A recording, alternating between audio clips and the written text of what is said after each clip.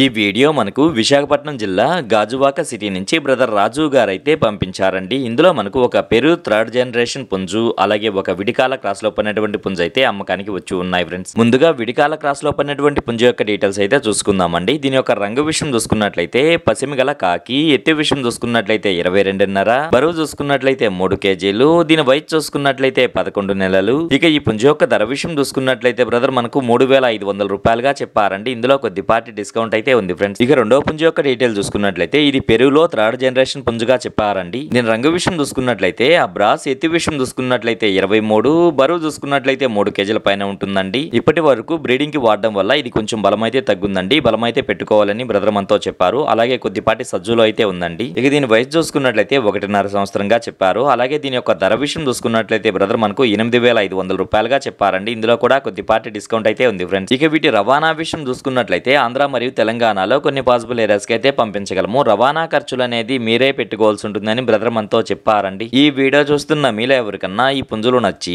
ఖచ్చితంగా తీసుకోవాలనే ఉద్దేశం మీ మనసులో ఉన్నట్లయితే బ్రదర్ యొక్క ఫోన్ నెంబర్ నేను టైటిల్లో ఇస్తానండి. అక్కడ చూసి బ్రదర్ కాల్ చేసి మరి ఏదైనా డౌట్స్ ఉన్నా క్లియర్ గా మాట్లాడి నచ్చితే తీసుకోవచ్చు ఫ్రెండ్స్.